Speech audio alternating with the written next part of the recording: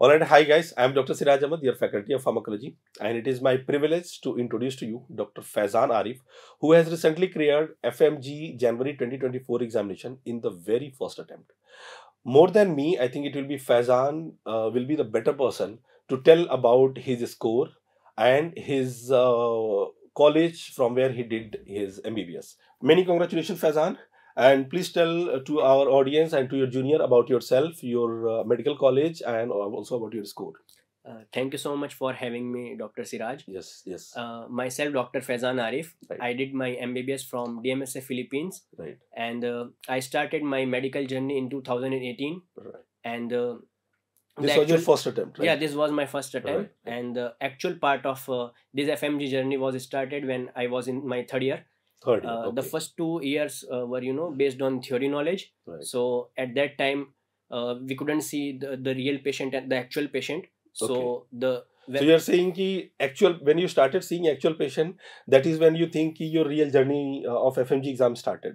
Yes. Because clinical oriented question ज़्यादा है आज के एग्जाम में देखा जाए तो. Yes, Right. clinical orientation भी Hmm. ज़्यादा है, Hmm. and that part that now you are a doctor. Right. Now right. you have to play a role in the society बिल्कुल. where people will really judge you based on your clinical knowledge or Right. clinical experience. बिल्कुल बिल्कुल. So in the third year when we were seeing the actual patient, we were feeling that we are lacking somewhere. Okay. So that part I was missing out. तो वो कैसे आपने fulfill किया था मतलब? So what I did I started watching videos on the YouTube. Okay. The clinical videos, and Okay. there are a lot of nowadays a lot of online platforms. Okay. They are giving free lectures. Okay. So I started my journey over there. Free lecture. Okay जी. ठीक है. Okay. सो वो तो ठीक है, लेकिन जो आप कुछ बोल रहे थे कि यू स्टार्टेड योर MCI जो FMG एग्जाम है उसका journey you started in your third year. So what was your approach for this examination में थर्ड ईयर में आप क्या करना है ऐसा शुरू कर दिए? एक तो हॉस्पिटल ड्यूटी हो गया, that's a different scenario. What you actually did for this examination वो बच्चे जानना चाहते हैं, उसके बारे में बताइए. So what I did, it was like तो कैसे स्टार्ट हुआ ये पूरी जर्नी FMG का, FMG एग्जामिनेशन ओरिएंटेड, वो बताइए. जैसे मैंने अपने सीनियर्स को देखा, they were clearing their exam in very first attempt. So DMSF का तो इतिहास रहा है. yes. उसकी तो हिस्ट्री रही है, ज्यादातर बच्चे वहां से बच्चे निकालते हैं. Yes, please continue. So at that time I got that feeling that I should be the one who will be clearing FMG exam in the very first attempt. बिल्कुल. So जैसे सीनियर्स होते हैं वैसे जूनियर्स होते हैं. बिल्कुल सही बात. तो I had a privilege to meet one of the best seniors in any med school in the world. Okay. So would you like to mention his name? Yes. I think he'll be more than happy to hear. Dr. Krishna. Oh, very nice. And Dr. Krishna. I hope he's listening to you. Yes. So Dr. Hussain. Oh, very nice. He was also one of the part of my journey. Okay. So I started seeing them working as a doctor. So that made me realize that what should I do and what should I avoid. Okay. करना क्या है और ये तो important है, लेकिन क्या नहीं करना वो सबसे ज्यादा इम्पोर्टेंट है. ये भी बहुत जरूरी है. ओके. तो आपके जो सीनियर थे क्या वो कोई क्लास कर रहे थे? आपके यहाँ कोई क्लास चल रहा था, कुछ ऐसा प्रोग्राम जो मुझे सुनने में आया था? Yes. Initially there was a offline program. Okay. Pre-pandemic. Okay. So they were the part of that coaching. मैंने भी उसी कोचिंग को ज्वाइन किया और जो ट्रस्ट उन्होंने कोचिंग पे दिखाया अपने मतलब कोचिंग मतलब आपके मेडिकल कॉलेज में कोचिंग चल रहा था, ये कह रहे हो? नहीं, उस वक्त मेडिकल कॉलेज में कोचिंग नहीं था. उस वक्त इंडिया में कोचिंग चल रहा था. ओके. और नहीं, आप कैसे जुड़े वो बताइए. मैं ऐसे जुड़ा कि मेरे मेड स्कूल में ही फिलीपींस में रहते हुए हमें मैनेजमेंट की तरफ से, हमें कॉलेज की तरफ से स्पेशली FMG क्लासेस और प्रोग्राम ये उन्होंने चालू स्टार्ट किया था. Okay. And we are thankful for that programme. और उसी प्रोग्राम की बदौलत आज मैं आपके सामने बैठा हूँ और अपनी बात को रख पा रहा हूँ. बिल्कुल. आई थिंक यहाँ से एक मैसेज जो जाता है जो बच्चे इस वाले पॉइंट से ले सकते हैं वो ये है, ये स्टार्ट अर्ली है ना. तो थर्ड ईयर फोर्थ ईयर में आपने स्टार्ट कर लिया because your final year as you are telling, I remember कि it is completely busy, there is a lot of duties in your last year of med school. तो उसको कैसे cope up किया? उसमें आप तैयारी कर रहे थे कैसे? उसमें मतलब ड्यूटी तैयारी कैसे कर रहे थे? Because I heard it's very tough schedule. हाँ, तो तैयारी एज अ सेपरेट एफएमजी के लिए कोई प्रिपरेशन नहीं होता है जब आप मेडिकल स्कूल में हैं। क्योंकि आप जो भी सीख रहे हैं वो आपके क्यूरिकुलम का पार्ट है, वो आपके एफएमजी में पूछा जाने वाला एक पोटेंशियल एमसीक्यू है। आप जो भी एक नया पेशेंट देख रहे हैं, आप जो भी एक केस देख रहे हैं, वो एक नेक्स्ट एफएमजी एग्जाम का पोटेंशियल क्वेश्चन बनेगा। तो what I did in my med school, मैं जो भी केस देखता था, मेरा होमवर्क क्या होता था, मैं उस केस के बारे में घर जाके वापस से पढ़ता था कि मैंने क्या चीज मिस आउट की है और मैं क्या चीज को परफॉर्म कर पाया। दैट्स वेरी नाइस, है ना, वेरी। तो उससे मुझे मेरे प्लस और माइनस पॉइंट दोनों पता चल जाते थे। Good good good. तो आपने जो क्लासेस जो भी आपकी वहाँ पे हुआ, उसके साथ साथ आप क्लिनिकल ड्यूटीज में भी अपने रहे, ठीक है। तो आपकी जर्नी वहाँ से स्टार्ट हो गई, फिर आप लोग इंडिया में मतलब आप कहीं से तैयारी किए थे, कोई प्लेटफॉर्म? जी, एज सच मैंने कोई ऑनलाइन प्लेटफॉर्म तो यूज़ नहीं किया। मेरा प्राइमरी सोर्स जो था वो चेन्नई में मेरा ऑफलाइन कोचिंग है। मैंने वहीं से कोचिंग किया और जो फिलीपींस में रहते हुए हमें जो क्लासेस प्रोवाइड की गई थी वही मेरा प्राइमरी सोर्स था, specially for the FMG examination. और ये तो था थ्योरी पार्ट के लिए, और एमसीक्यू पार्ट के लिए I was relying on FMG solution book. Okay. So FMG solution book आपने मतलब how did you approach? Like कई बच्चे होते हैं वो सिर्फ एफएमजी सॉल्यूशन करते हैं, कई बच्चे होते हैं कि अपना नोट्स तो पढ़ लिए फिर एमसीक्यू के लिए यहाँ रेफर करते हैं। तो how did you use FMG solution? Was it like FMG solution only or notes plus FMG solution? इसका क्या अप्रोच था? तो FMG सॉल्यूशन मैंने अपने 4th ईयर की बिगिनिंग से स्टार्ट कर दिया। अरे वाह, काफी पहले स्टार्ट कर दिया। What I would suggest to my juniors कि आप FMG सॉल्यूशन को एक बार देखिए।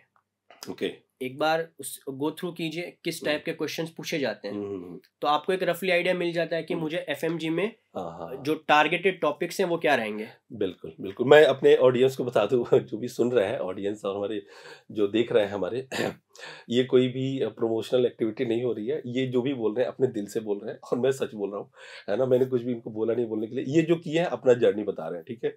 Okay, please continue. तो मैं जब 4th ईयर में था, it was 7th edition FMG solution. मैंने वहाँ से ऑलमोस्ट 15 सब्जेक्ट्स की FMG solution when I was in my med school मैंने वहीं पे कंप्लीट कर लिया। बिल्कुल। तो बेसिकली अगर बच्चा एफएमजी सॉल्यूशन पहले से कर लेता है, तो जो मैं क्लास में भी बच्चों को बोलता हूँ, उनको एक आइडिया होता है कि किस तरह के क्वेश्चन आ रहे हैं। अगर आपको ऑलरेडी पता चल गया तो नेक्स्ट टाइम जब आप उस सब्जेक्ट का लेक्चर करोगे तो आपको पता होगा, अच्छा सर ने ये बताया था हाइपरटेंसिव इमरजेंसी इन प्रेगनेंसी, और ये क्वेश्चन भी आया हुआ था। अगर ठीक है लेबेटालॉल नहीं काम किया या लेबेटालॉल ऑप्शन में नहीं है तो सर ने बताया था इस तरह का ऑप्शन क्वेश्चन में भी ऐसे आया था, है ना। तो you will be able to correlate thing, that is what, no, कि अगर आपको क्वेश्चन का थोड़ा बहुत आइडिया है ना, कि किस तरह क्वेश्चन एग्जामिनर पूछ रहा है, तो थियरी पढ़ते समय ज्यादा आसानी हो जाती है जी। Okay, very nice very nice. अच्छा, तो अगर आप जैसे अपनी तैयारी काफी पहले शुरू कर दी है, और ये बहुत अच्छी बात कही आपने, अगर मैं बोलूँ तो बहुत अच्छी बात कही आपने कि आपको तैयारी अर्ली स्टार्ट करनी है, साथ साथ आपको अपना थियरी का क्लास आपके चल ही रहे थे, वो कर रहे थे। इसके अलावा अगर मैं आपसे ये पूछूं कि सोशल मीडिया से आप कितना दूर का रिश्ता था या कितना पास का नाता था, मतलब सोशल मीडिया से आप कैसे इन्फ्लुएंस रहे या कैसे आपको वो अफेक्ट किया, बिकॉज आजकल का सबसे बड़ा प्रॉब्लम है ये। तो जैसा कि लाइक बहुत से डॉक्टर्स बोलते हैं, बहुत से सीनियर्स बोलते हैं कि यू नो आप सोशल मीडिया को कम्प्लीटली शट डाउन कर दीजिए। अच्छा, okay. So as part of FMG student और इस जर्नी का मैं एक हिस्सा हूँ, और मैंने जैसे पास आउट किया है, believe me I was online just before the exam I was online on social media. Right now social media एक important platform है इस चीज के लिए कि वहां पर आप क्या देख रहे हैं, इस पे वेरी करता है। बिल्कुल। तो जैसे कि मैं जब भी सोशल मीडिया खोलता हूँ, जैसे लाइक इंस्टाग्राम अगर मैंने खोला तो मैं वही स्टोरीज देखता हूँ जिनसे कि मुझे कुछ जिससे मेरा नॉलेज बढ़ेगा, सबकॉन्शियसली भी या नहीं चाहते भी कुछ ना कुछ इन्फॉर्मेशन जा रहा है। तो और जैसा कि यूट्यूब पे आप जो भी चीज सर्च करते हैं, आपको उसी के रिलेटेड कंटेंट आपको सोशल मीडिया प्रोवाइड करता है। बिल्कुल। तो I used to search about the FMG exam और अदर एग्जामिनेशंस जो भी इंडिया में मेडिकल से रिलेटेड एग्जाम्स होते हैं, तो आई यूज्ड टू सी सारे क्वेश्चंस वो वाले। तो इसमें एक और चीज आता है कि क्वेश्चन तो आपने देख लिया, बहुत सारे बच्चों में एक क्वेरी है कि सर मैं XYZ कोचिंग से पढ़ाई कर रहा हूँ, लेकिन मेरा फ्रेंड जो है वो ज्यादा अच्छे से जवाब दे पाता है बिकॉज उसने XYZ फैकल्टी को यूट्यूब पे देखा है ना? तो इसको आप कैसे देखते हैं? मतलब बच्चे इसको इसके वजह से एक वर्ड आजकल नया वर्ड क्रिएट हुआ, FOMO, fear of missing out. तो इसको आप कैसे देखते हैं? How should we avoid this FOMO? How can we say कि जो आप पढ़ रहे हो वो बेस्ट है? बिकॉज मैं बार बार बोलता हूँ, आप एक्स इंस्टीट्यूट से पढ़ रहे हो, वाई से पढ़ रहे हो, जेड से पढ़ रहे हो, इट डजंट मैटर। मैटर करता है क्या? अगर आपने बेहतरीन तरीके से चुना है, अगर आपने कोई अपनी इंस्टीट्यूट चुना है तो कुछ सोच के चुना हो। अगर आपने चुन लिया तो अब अगला स्टेप ये है कि आपको उस पर यकीन रखना है कि भाई ये इंस्टीट्यूट है, मैंने चुन लिया है, मुझे ये लेके जाएगा, ठीक है। अगर आप उस पर बिलीव ही नहीं रखोगे, जब खुद ही बिलीव नहीं रखोगे, तो फिर आपका जो आउटकम आएगा वो डेफिनेटली वैसा नहीं आएगा। तो you have to believe in whatever you have chosen, that is point number 1। जब आप बिलीव करना शुरू करोगे ना, ये फोमो वाला वर्ड आपके दिमाग से निकल जाएगा कि अच्छा ठीक है, हमारे यहाँ तो एक्स फैकल्टी आई है, हमारे यहाँ तो ये फैकल्टी नहीं आई, या हमको इन्होंने नहीं पढ़ाया तो हमारा कुछ मिस हो रहा है। ऐसा कुछ नहीं है। हाँ, अगर कोई टॉपिक मान लीजिए आपका वीक है, या if any topic you feel कि आपको अच्छे से समझ में नहीं आई, तो बिल्कुल पूरा सोशल मीडिया तो ओपन है, आप उसको स्पेसिफिक टॉपिक को देख लो। अननेसेसरी आप फोमो में ना जाए। आई थिंक ये एक बेटर मैसेज जो बच्चों को जा रहा है कि आप जो भी आपके पास है आप उस पर ट्रस्ट करना सीखिए, है ना। पहले उस पर बिलीव करिए कि हाँ, ये जो मेरा सोर्स है, this is going to be best. But again, आप क्या सेलेक्ट कर रहे हो इस पे भी डिपेंड करता है। उसके लिए आपके टीचर से, अपने मेंटर से, अपने सीनियर से प्लीज गाइडेंस लीजिए। अच्छा, सीनियर से गाइडेंस लिए से याद आया, फैजान कोई ऐसा फनी इवेंट आपको याद है, या कुछ ऐसा शेयर करना चाहते हैं हमारे स्टूडेंट से, जो आपको मतलब इस जर्नी के दौरान, जो आप एफएमजी की जर्नी के दौरान जो आया आपके लिए, जो सीनियर से कई बार सुनने के लिए मिलता है, या आपके लिए कुछ अगर ऐसा है तो बताइए। जी बिल्कुल, सबके साथ रहता है, मेरे साथ भी रहा है। अच्छा, और आपके साथ कौन सा वाला रहा है? मेरे साथ ये रहा है कि when I was doing my coaching, और when I was preparing for FMG exam, बहुत से लोग मुझे बोलते थे like I used to solve questions from FMG solution. आप सारे जो भी मुझे सुन रहे हैं, मैं उन तक ये बात पहुंचाना चाहूँगा, मैंने किसी भी ऑनलाइन प्लेटफॉर्म का यूज़ नहीं किया है। ओके, ठीक है। किसी भी मैंने ऐप को सब्सक्राइब नहीं किया है। लेकिन आपने थोड़ी देर पहले ये बोला कि जहाँ मुझे डाउट होता था मैं क्लिनिकल वीडियो से कुछ देख लेता था। बिल्कुल, तो सेलेक्टिव आप देखते थे। कहने का ये मतलब है, एज राइटली यू मेंशन कि फोमो, तो बच्चों में ये फोमो क्रिएट होता है कि वो क्या करते हैं, इस प्लेटफॉर्म को भी सब्सक्राइब कर लिया, इसको भी सब्सक्राइब कर लिया। अब कंफ्यूजन का होता है कि हर डॉक्टर का एक अपना वे ऑफ टीचिंग है। बिल्कुल बिल्कुल। तो कहीं ना कहीं फिर at the end of the day आपको एट द एग्जाम टाइम में आपको ही लगेगा कि ये चीज मुझे क्यों नहीं आ रही है। तो नहीं आने की वजह एक ही है कि आपका रिपीटेशन नहीं हो रहा है, रिवीजन नहीं हो रहा है। तो वो revision is the key to success. और इस एफएमजी एग्जाम को स्पेशली, आपका जो फनी इवेंट था उस पे बताइए कि क्या था आपके। फनी इवेंट ये था मेरे साथ कि जो एफएमजी सॉल्यूशन में बुक सॉल्व करता था, तो इवन जो मेरे सीनियर स्टूडेंट्स नहीं, यहाँ तक कि मुझे कई फैकल्टीज ने भी, जब मैं उनसे पूछता था कि आपके सब्जेक्ट के लिए मुझे किस क्वेश्चन बैंक को अप्रोच करना चाहिए, अच्छा, तो वो मुझे पूछते थे, वापस उनका ये सवाल होता था कि आप क्या यूज करते हैं। तो मैं कहता था कि मैंने एफएमजी सॉल्यूशन पहले भी किए और अभी भी मैं उसी पे रिलाई करता हूँ। तो बहुत सौ ने मुझे ये भी बताया कि एफएमजी सॉल्यूशन में गलतियां हैं। बहुत सौ ने मुझे ये भी कहा कि एफएमजी सॉल्यूशन से एग्जाम नहीं निकलता है। बहुत से लोगों ने मुझे ये भी कहा कि एफएमजी सॉल्यूशन में क्लिनिकल क्वेश्चंस नहीं होते हैं। और बहुत से लोगों ने मुझे ऐसे भी कहा कि 20 से 25 क्वेश्चन आएंगे, इससे ज्यादा नहीं आएंगे।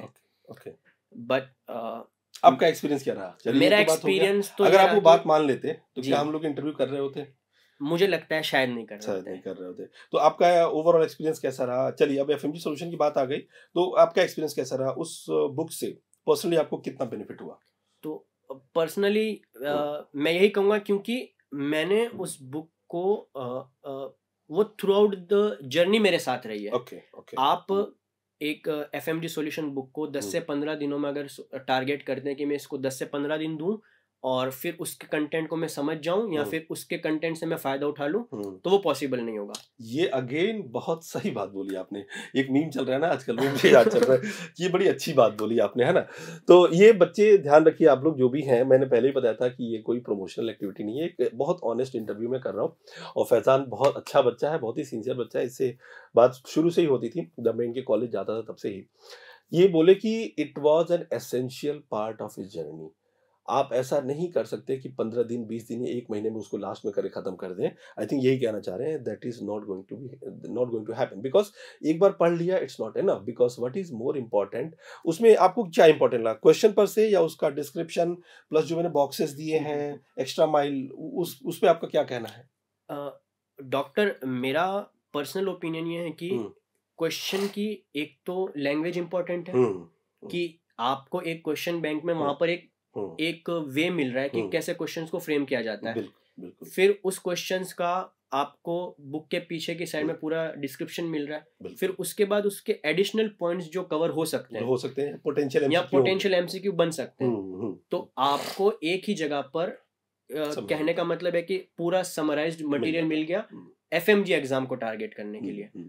तो बहुत ज़्यादा हेल्पफुल है। और अगर कुछ लोग ये समझते हैं कि एफएमजी सॉल्यूशन या XYZ कोई भी ऐप हो या कोई भी क्वेश्चन बैंक हो या कोई भी सीरीज हो जहां से डायरेक्ट क्वेश्चन आएंगे, तो I think they are misguided, wrong perception. बिल्कुल। और ऐसा अगर कोई क्लेम भी करता है कि आप ये पढ़ लीजिए 150 की गारंटी है, या अगर कोई ऐसा कहता है कि ये तो इसमें से श्योरली क्वेश्चन आएगा, तो फिर हो सकता है कि आप गलत इंसान के संपर्क में अपने एग्जाम को क्लियर करने के लिए। सही बात बोली आपने। ये बच्चों से मैं बार बार बोलता हूँ कि अगेन आप सडनली अगर कोई आके बोलता है या मैं ही अगर बोलता हूँ कि ये पढ़ लो, ये बुक पढ़ लो, इससे हो जाएगा, it's not going to happen. It's always going to be a collaborative effort, theory plus MCQ.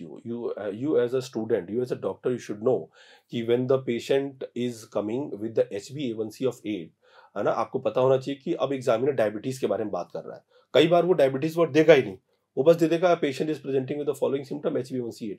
अब आपको इतना तो पता होना चाहिए ना डॉक्टर कि HbA1c 8 का मतलब ही हुआ कि पेशेंट को डायबिटीज है। या अगर मान लीजिए कोई आता है कि उसमें word patient is on anti hypertensive drug ना लिख के ऐसे आ जाए a patient is on amlodipine, तो आपको पता होना चाहिए कि एम्लोडिपिन है क्या। डिपिन है तो कैल्शियम चैनल ब्लॉकर है, कहाँ काम करता है, ब्लड वेसल पे काम करता है, तो फर्स्ट लाइन है कि नहीं, बेसिक आइडिया तो आपको होना चाहिए। बिल्कुल।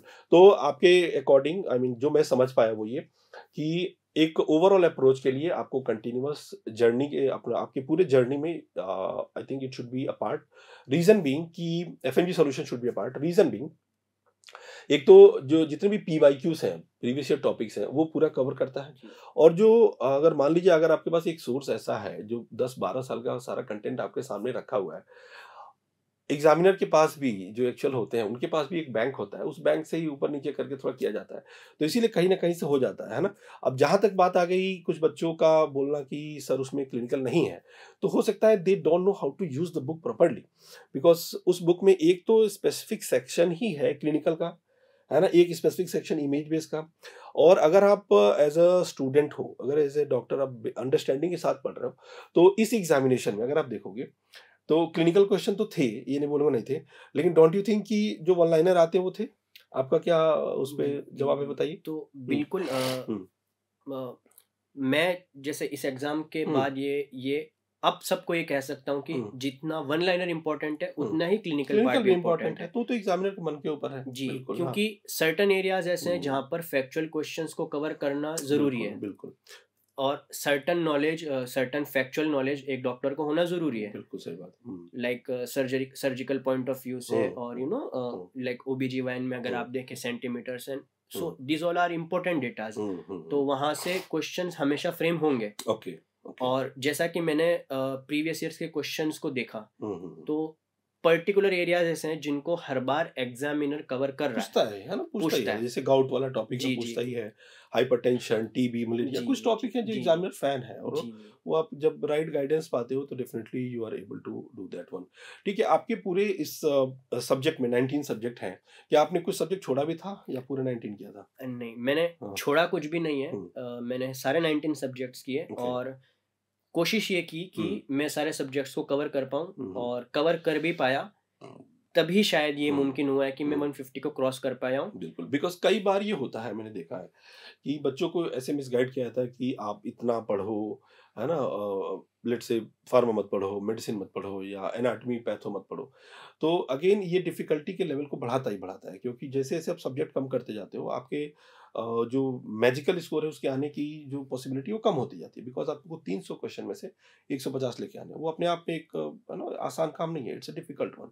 ठीक है, तो इस चीज़ को थोड़ा सा ध्यान में रख के बच्चों, आप लोग जो भी हैं जो सुन रहे हैं, at least you have to take this into consideration कि 19 means 19, it is not 18, it is not 20। आपको सारे सब्जेक्ट करने हैं कहीं ना कहीं से। अगर आपको लग रहा है कि आपके किसी XYZ सीनियर ने 12 सब्जेक्ट पढ़ के, 13 सब्जेक्ट पढ़ के, या किसी ने आपको अगर ऐसे गाइड किया है, वो उनका हो गया था और वो आपको गाइड कर रहे हैं कि नहीं मेरा हुआ था, हो जाएगा तुम्हारा भी, तो इस बात में आई मीन मैं इससे हाईली एंड फुली डिसएग्री करता हूँ। एंड आई थिंक कोई भी स्टूडेंट, कोई भी टीचर इससे डिसएग्री करेगा, जो एक्चुअल में आपको जो गाइड करना चाहता है वो इससे डिसएग्री करेगा कि आप 12 सब्जेक्ट पढ़ के आप सोच ही नहीं सकते इसके बारे में, है ना।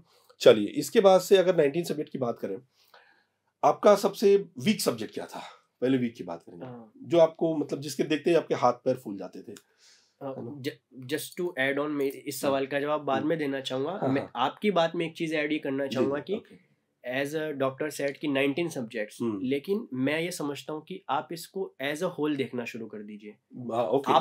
आपको एक ह्यूमन बॉडी को ट्रीट करना है, बिल्कुल, जहाँ पर आपको एनाटॉमी से लेकर उसकी फिजियोलॉजी, पैथोलॉजी और ट्रीटमेंट पार्ट, और उसके बाद पोस्ट ट्रीटमेंट वाला पार्ट भी जो है, बिकॉज कई बार हम डिफरेंशिएट ही नहीं कर पाते हैं जी, कि वो पैथ का क्वेश्चन है कि उसमें माइक्रोबायोलॉजी है, या वो मेडिसिन का क्वेश्चन है, या फार्मा का है, या एनाटॉमी है, या ना गायनी है। इस बार भी यही हुआ है ना, तो बिल्कुल सही बात बोली आपने।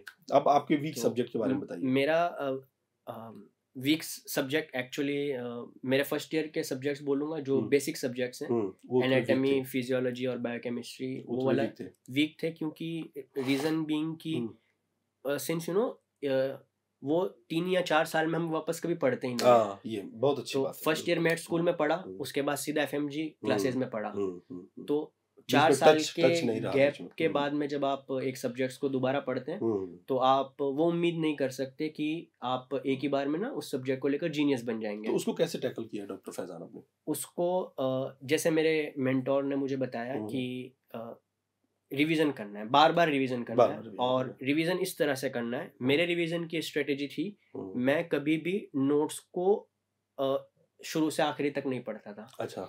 मैं MCQs करता था, और जिस MCQ वाले पार्ट में मुझे लग रहा है कि मेरा strong area, I feel like okay मैं ये कर पा रहा हूँ और मैं कर पाऊंगा, और जहां पर मुझे लग रहा था कि मैं श्योर नहीं हूँ, और यहाँ पर जहां पर मैं गलती कर रहा था, तो उस पार्ट को मैं वापस से बैक टू द नोट्स, और नोट से पूरा सारा चेक करके, और जो भी मतलब जो नॉलेज मैं MCQs में उससे रिलेटेड इंसर्ट करके और क्वेश्चन को सॉल्व कर पाऊँ, यही मेरी स्ट्रेटेजी थी, और यही मैं आप सबको भी रिकमेंड करूंगा। बिल्कुल, तो आपके मेंटर ने जो भी बात बताई बहुत अच्छी बात बताई, मुझे लग रहा है कोई बहुत बढ़िया मेंटर रहा होगा। बिल्कुल, मेरे मेंटर मेरे सामने ही है।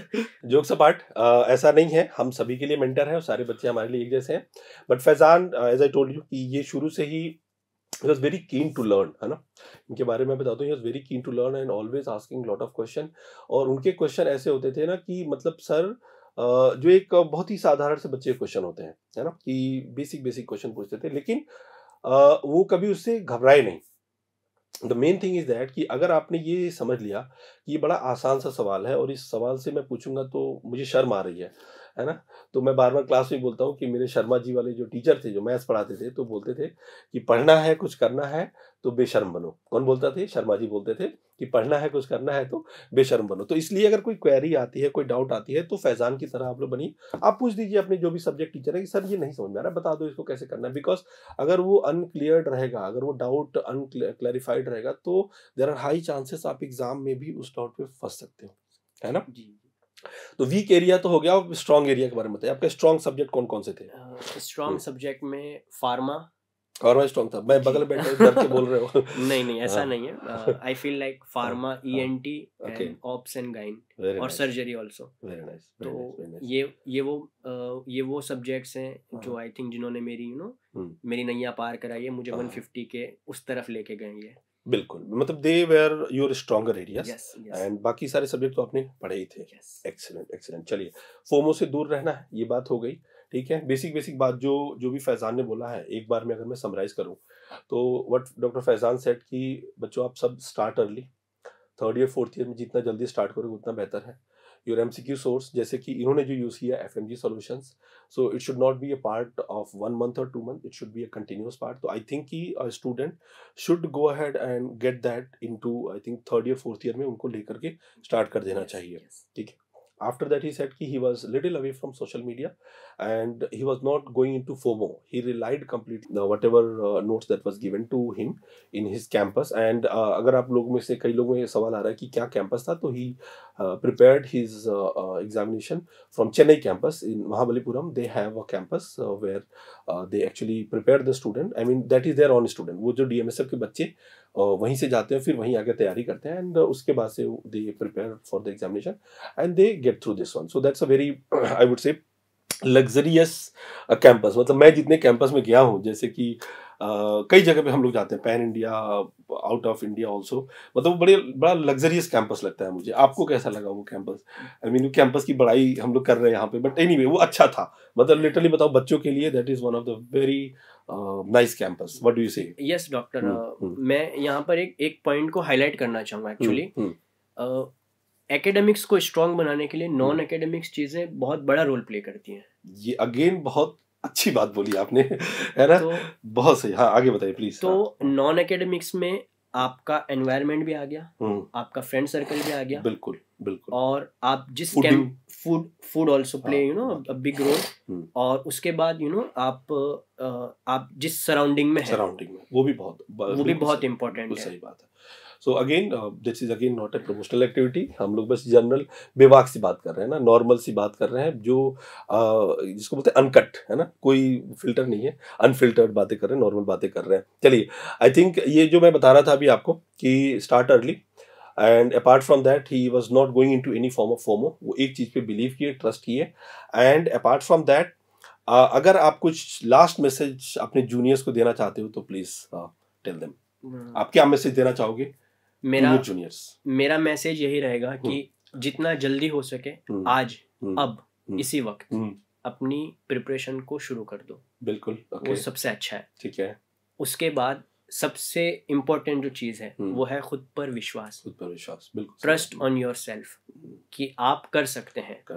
आपके सीनियर्स ने किया है और आपके सीनियर्स के सीनियर्स ने किया है. बिल्कुल. आप भी करो और आप भी करोगे, डेफिनेटली करोगे. बिल्कुल. अपने ऊपर भरोसा रखिए. क्योंकि आप FMGs हैं.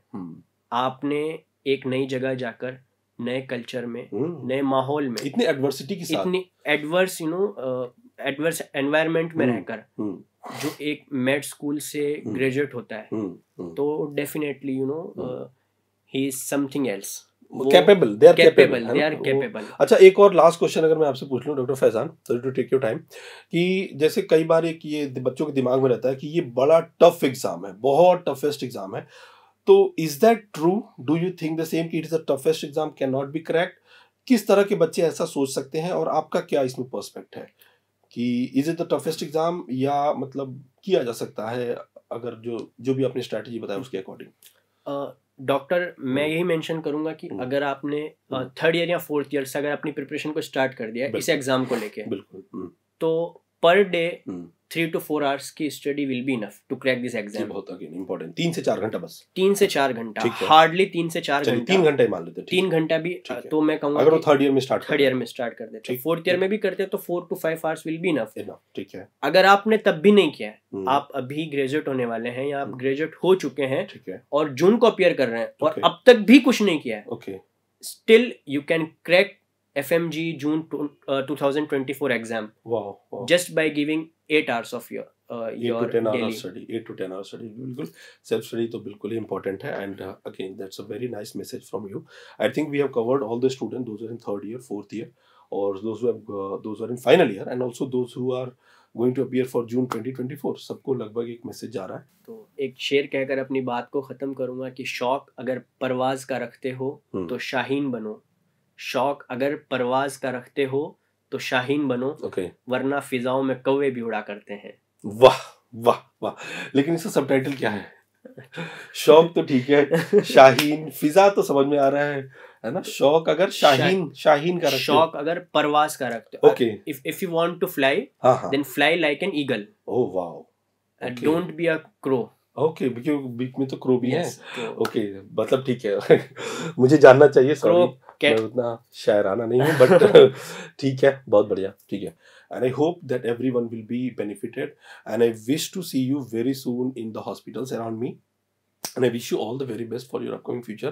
Many congratulations again, Thank Dr. you so Faizan, much, Doc. and I hope to see you around. Thank you so much, Doctor. Okay.